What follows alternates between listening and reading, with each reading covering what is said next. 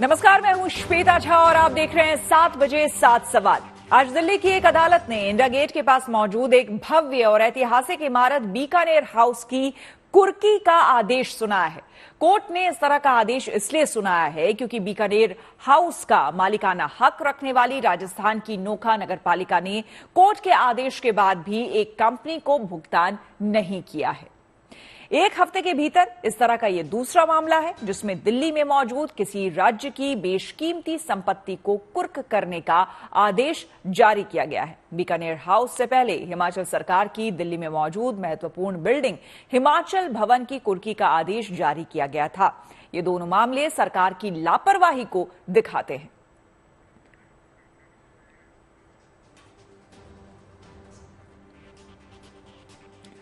और इसीलिए ऐसे में हमारे आज के 7 सवाल इसी मुद्दे से जुड़े होंगे। तो सबसे पहला सवाल हमारा आज का है कि बीकानेर हाउस की कुर्की का क्यों हुआ आदेश, ये जानना बेहद जरूरी है।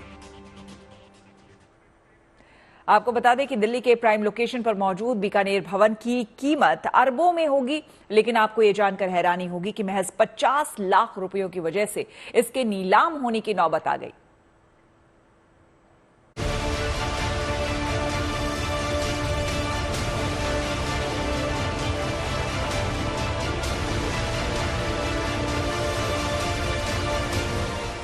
दिल्ली के बीकानेर हाउस पर संकट के बादल। बीकानेर हाउस की कुर्की का आदेश जारी। पैसा न चुकाने पर कोर्ट ने सुनाया फैसला।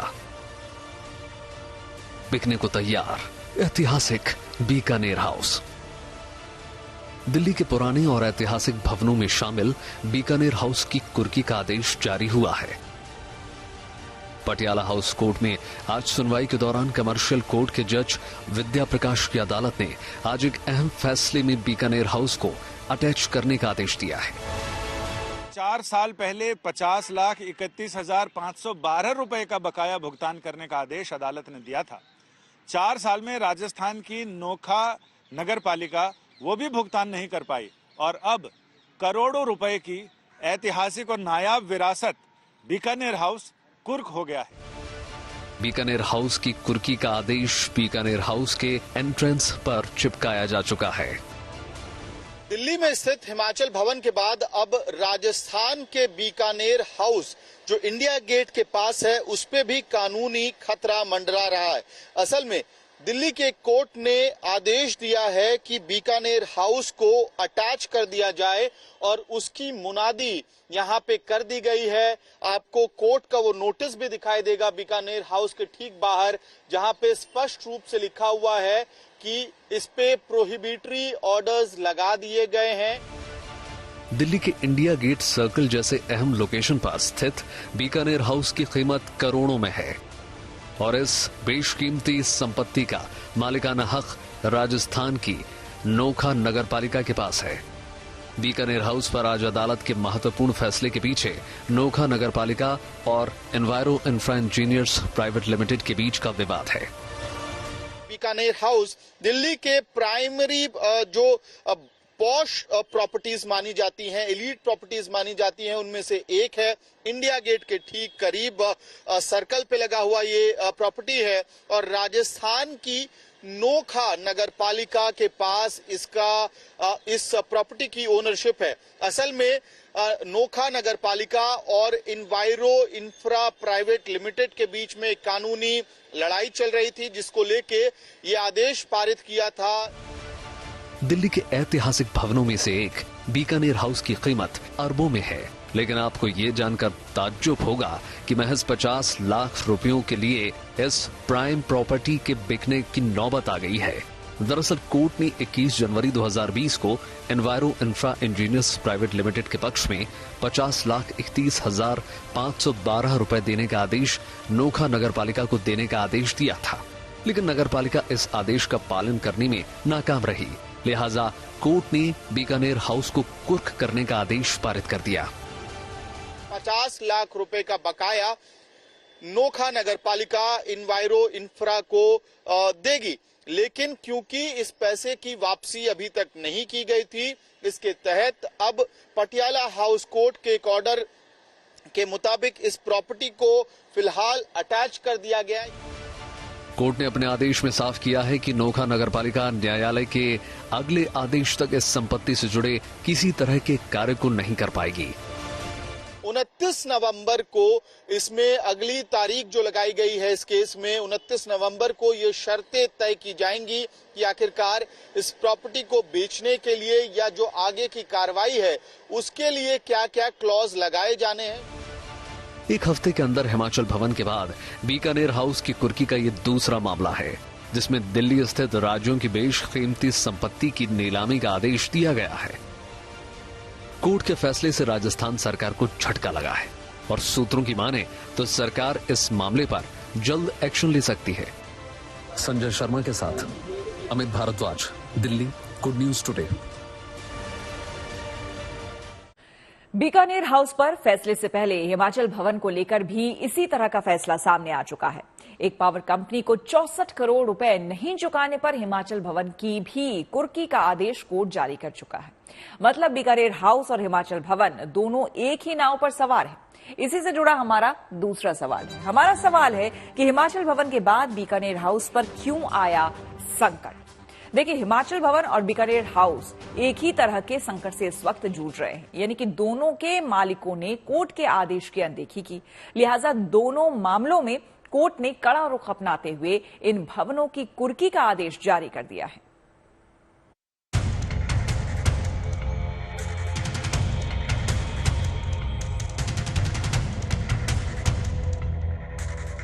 इंडिया गेट सर्किल पर मौजूद बीकानेर हाउस, मंडी हाउस के पास मौजूद हिमाचल भवन, चंद किलोमीटर के फासले पर है दोनों भवन। दोनों कीमती संपत्तियों पर छाया संकट का साया।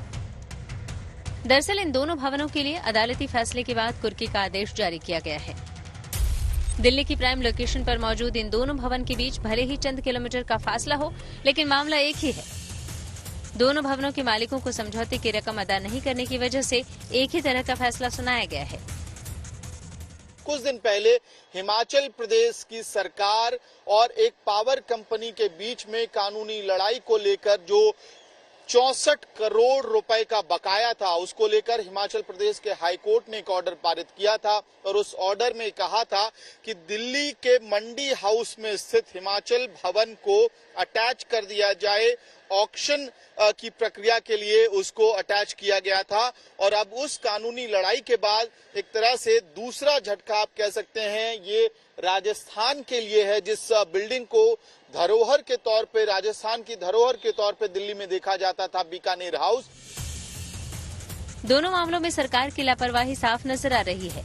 जहां हिमाचल भवन की कुर्की का आदेश इसलिए पारित किया गया क्योंकि वहां की सरकार एक पावर कंपनी के 64 करोड़ रुपए नहीं चुका सकी, तो दूसरी ओर बीकानेर हाउस के लिए 4 सालों में नोखा नगरपालिका महज 50 लाख रुपए नहीं दे पाई। सरकार कोई भी हो, लेकिन बकाया भुगतान और अदालती आदेशों के प्रति उनकी मानसिकता कैसी होती है, इसका खुलासा करने के लिए ये हफ्ता ही काफी है। पहले हिमाचल प्रदेश सरकार, जिसने एक बिजली कंपनी का बकाया नहीं दिया, और उसके बाद राजस्थान में नोखा नगरपालिका ने भी ऐसे ही बरसों से अदालती आदेश के बावजूद बकाये का भुगतान नहीं किया। और इसके साथ ही हिमाचल सरकार के दिल्ली में राजकीय अतिथि गृह, हिमाचल भवन और राजस्थान के नोखा नगरपालिका के रवैये की वजह से बीकानेर हाउस कुर्की में चढ़ गए हैं। बीकानेर हाउस मामले में अगली सुनवाई 29 नवंबर को होगी और उम्मीद है कि नोखा नगरपालिका इस मामले में अपना पक्ष अदालत के सामने रखेगी। इसमें 29 तारीख को अगली सुनवाई होगी।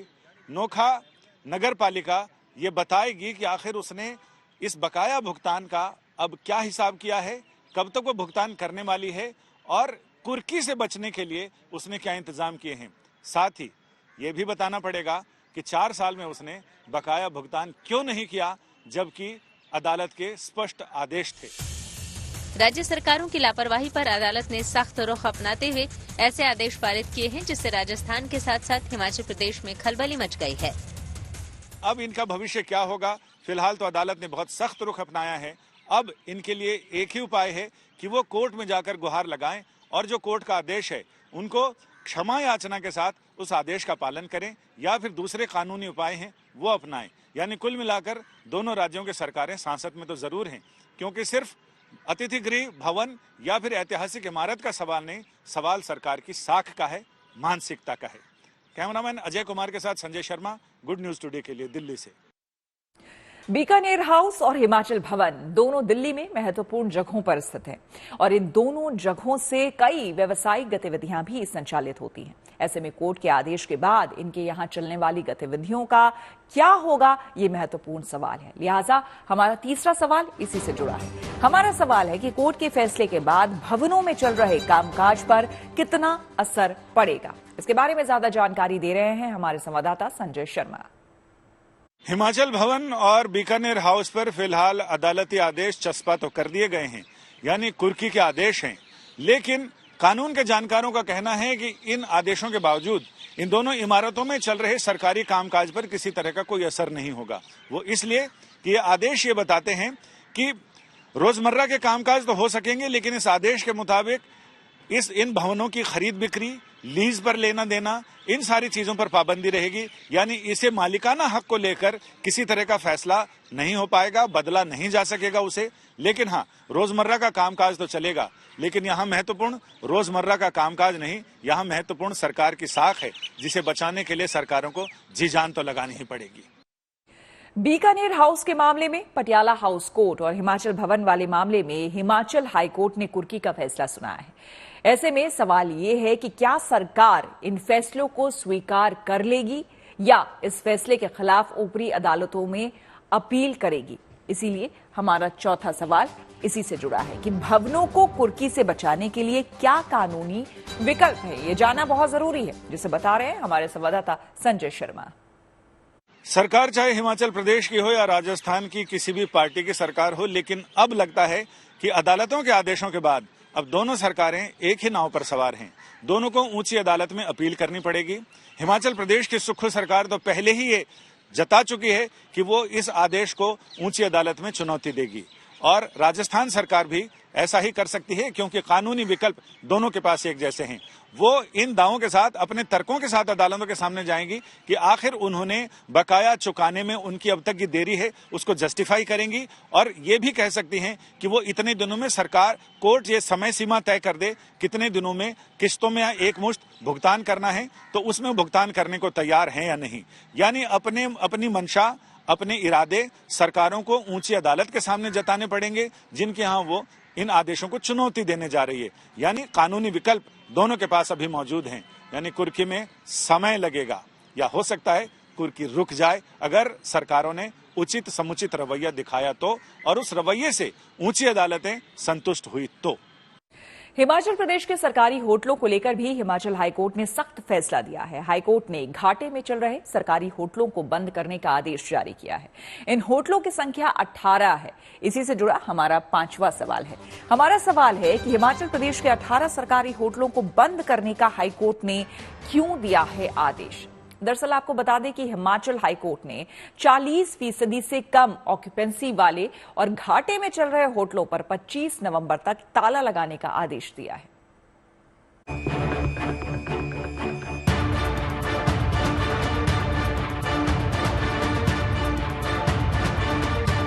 आर्थिक संकट से जूझ रही हिमाचल सरकार पर दोहरा संकट गहरा गया है, जहां एक तरफ हिमाचल हाईकोर्ट ने दिल्ली में हिमाचल भवन को कुर्क करने का आदेश दिया है, तो वहीं हिमाचल प्रदेश पर्यटन विकास निगम यानी HPTDC के घाटी में चल रहे 18 होटल्स को तुरंत प्रभाव से बंद करने के आदेश भी जारी कर दिए जा चुके हैं। इन 18 होटल्स में सोलन के चायल में प्रसिद्ध होटल चायल पैलेस को भी बंद करने के आदेश दिए गए हैं। ये होटल साल 1891 में बना था। होटल पर जो मेघदूत क्यारी घाट शिमला के रास्ते में सोलन से आगे मौजूद है, वहां हम इस समय हैं, और इस समय यहाँ पर आप देखिए कि इस इलाके की या इस होटल की कैसी खूबसूरती है। चारों तरफ वादियों से, पहाड़ों से सटा ये होटल 5 बीघा में है, और जिसकी कीमत भी 5 से 10 करोड़ के बीच बताई जा रही है। इस होटल के अंदर 34 कमरों की ऑक्यूपेंसी है, और सबसे बड़ी और सबसे इम्पोर्टेंट बात ये कि इसके साथ साथ हिमाचल की हिस्ट्री भी इफेक्ट हो रही है। हिमाचल प्रदेश में HPTDC के कुल 56 होटल चल रहे हैं। लेकिन ज्यादातर होटल कई सालों से घाटी में हैं और जो होटल घाटी में हैं उनके कर्मचारियों को सैलरी और पेंशनर को पेंशन मिलने में परेशानी हो रही थी। लिहाजा परेशान पेंशनरों ने कोर्ट में याचिका दायर की। इसी मामले में हाई कोर्ट ने फैसला सुनाया है कि घाटी में चल रहे 40% से कम ऑक्यूपेंसी वाले होटल्स को सरकार 25 नवंबर तक बंद कर दे। हाई कोर्ट ने इन होटल को सफेद हाथी बताते हुए कहा कि ये होटल राज्य पर बोझ हैं। पर्यटन विकास निगम अपनी इन संपत्तियों का उपयोग लाभ कमाने के लिए नहीं कर पाया है। इन संपत्तियों का संचालन जारी रखना राज्य के खजाने पर बोझ के अलावा और कुछ नहीं है। 18 होटलों को जिनकी ऑक्यूपेंसी 40% से कम है तो इनको बंद कर दिया जाए, जिसमें हिमाचल सोलन जिले का चैल पैलेस, मेघदूत और ऐसे तमाम कुल्लू मनाली के, चंबा के कुल 18 होटल है जिनको बंद करने, यानी कि जिनकी ऑक्यूपेंसी 40% से कम है तो उनको बंद करने के आदेश दिए हैं। और हिमाचल सरकार को इससे एम्बैरेसमेंट फेस करनी पड़ रही है, क्योंकि बीजेपी की ओर से कहा गया कि सरकार हर पटल पर फेल हो रही है। सीपीएस का मुद्दा हो, समोसों पर सीआईडी जांच करवाना हो, टॉयलेट टैक्स लगाना हो, कर्मचारियों का वेतन हो, सैलरीज लेट होना हो और पानी पर टैक्स हो। दरअसल हिमाचल की अर्थव्यवस्था का हाल बेहाल है और स्थिति इतनी खराब है कि पिछले दिनों सरकारी कर्मचारियों को वेतन देने में सरकार को मुश्किलों का सामना करना पड़ा था। हिमाचल सरकार के पर्यटन विकास निगम के 18 होटल बंद करने के कोर्ट के आदेश पर हिमाचल में सियासत तेज हो गई है। बीजेपी इस सरकार की नाकामी बताकर हमलावर है, तो वहीं कांग्रेस सारा ठीकरा पिछली सरकारों पर फोड़ रही है। सरकार तो गुणगान कर रही थी, हमारे राज्य में पर्यटन बढ़ रहा है, उस जिला में भी पर्यटन को बढ़ावा मिल गया, उस जिले में भी पर्यटन को बढ़ावा मिल गया, हमने ये कर दिया, हमने वो कर दिया। परंतु आपके 18 होटलों घाटे पे चल रहे हैं। जयराम जी उसका हिसाब तो दें, पहले अपने वहां से शुरुआत करें। हम तो जो है इसको चलाना चाहते हैं, बढ़िया तरीके से चलाना चाहते हैं। हमने तो जो है वाइल्ड फ्लावर जो है हॉल है उसको भी वापस कोर्ट के में जाकर अपनी दलीलें रखकर अपने फेवर में किया है। हम तो हिमाचल में टूरिज्म को बढ़ावा देना चाहते हैं। इन होटल्स पर ताला लगाने के फैसले से पहले हिमाचल प्रदेश की अदालत दिल्ली के मंडी हाउस में स्थित हिमाचल भवन की कुर्की का आदेश जारी कर चुकी है। उस मामले में भी हिमाचल सरकार पर एक पावर कंपनी का बकाया ना चुकाने पर कोर्ट ने यह आदेश जारी किया था। हालांकि कोर्ट के फैसलों को चुनौती देने की बात हिमाचल सरकार कह रही है, लेकिन इसमें राज्य की खस्ताहाल हो चुकी अर्थव्यवस्था की तो पोल खोल कर रखती है। शिमला से अमन भारद्वाज के साथ bureau report, good news today. Himachal सरकार आर्थिक मोर्चे पर संकट का सामना कर रही है। दरअसल हिमाचल सरकार पर कर्ज बढ़ता ही जा रहा है। सरकार के लोक लुभावन योजनाओं के मद्देनजर सरकार का खजाना खाली हो रहा है। यहां तक कि सरकारी कर्मचारियों को वेतन देने में मुश्किलों का सामना करना पड़ रहा है। इसी से जुड़ा हमारा छठा सवाल है। हमारा सवाल है कि क्या हिमाचल सरकार की खस्ताहाल होती अर्थव्यवस्था से ऐसी नौबत आई है? इसके बारे में बता रहे हैं सोलन में मौजूद हमारे संवाददाता अमन भारद्वाज। रिजर्व बैंक की एक रिपोर्ट मुताबिक कांग्रेस के सत्ता में आने से पहले 69,000 करोड़ का कर्ज, इससे भी कम का कर्ज जो था वो हिमाचल सरकार पर था, लेकिन 2025 मार्च तक बढ़कर ये 95,000 करोड़ हो जाएगा, ये रिजर्व बैंक का कहना है। और ऐसे में सरकार के इन हालातों के चलते भाजपा और कांग्रेस आमने सामने है। भाजपा की ओर से कहा जा रहा है कि सरकार हर पटल पर फेल हुई है। सीपीएस जैसे फैसले हाईकोर्ट ने निराधार बताए, उससे पहले सीआईडी जांच जो करवाई गई उससे एम्बैरेसमेंट सरकार की हुई, उससे पहले चाहे वो टॉयलेट टैक्स लगाया गया, पानी पर टैक्स लगाया गया, तो ऐसे फैसले थे जो ऐलान तो किए गए लोक लुभावन योजनाओं के चलते, लेकिन इन्हीं फैसलों के चलते जो अपनी सरकार ने वादे किए थे उनको पूरा ना कर पाई, और साथ साथ जो फैसले भी लिए गए या टैक्स लगाए गए उससे सरकार के खजाने पर बोझ पड़ा है, खजाना खाली हुआ है और वित्तीय संकट जैसे हालात हिमाचल में बनते जा रहे हैं। हिमाचल की बदहाल अर्थव्यवस्था ने बीजेपी को सुक्खू सरकार पर हमले का मौका दे दिया है। ऐसे में हमारा सातवां और आखिरी सवाल इसी से जुड़ा है। हमारा सवाल है कि हिमाचल प्रदेश सरकार के होटलों पर हाई कोर्ट के फैसले पर सियासी संग्राम आखिर क्यों है? तो आइए आपको सुनाते हैं कि इस मामले पर एक दूसरे पर आरोपों के तीर कैसे छोड़े जा रहे हैं। सफेद हाथी बनकर रह गए कुछ हिमाचल प्रदेश के होटल्स जो पर्यटन विभाग और सरकार नहीं चला पा रही। उनको देने की बात कही गई है, उनको संभव नहीं हो पा रहा अगर राज्य की सरकार से, तो इससे पता चलता है कि राज्य सरकार हर मोर्चे पर विफल हो रही है। जहां एक और हिमाचल प्रदेश के दिल्ली स्थित हिमाचल भवन की कुर्की कर दी गई, अब कितनी और बेइज्जती कराओगे हिमाचल प्रदेश की, कितना और अपमान सहना पड़ेगा हिमाचल प्रदेश को। ये मसला अभी का नहीं है। This litigation on this matter has been going on in the honourable high court for a very long period of time. ये कोई एम्प्लॉयज थे जो वहां पे अपनी ग्रेचुटी के लिए जिन्होंने मसला फाइल किया था, जिसकी वजह से जिसके आउटकम में ये ऑर्डर उन्होंने वहां से दिया है। मगर ये बहुत लंबे समय से चल रहा है, जिसमें पीछे भाजपा की सरकारें भी रही, कांग्रेस की सरकारें भी रही। तो इसको हमें एक लार्जर पिक्चर की से देखने की आवश्यकता है और कैसे हम इनकी फंक्शनिंग को आने वाले समय में बेहतर करें, उसके ऊपर ध्यान देने की आवश्यकता है और उस पर मुख्यमंत्री जी पूरा प्रयास भी कर रहे हैं। तो इसी के साथ 7 बजे 7 सवाल में मेरे यानी श्वेता झा के साथ फिलहाल इतना ही। देश दुनिया की तमाम पॉजिटिव खबरों के लिए आप देखते रहिए गुड न्यूज टुडे।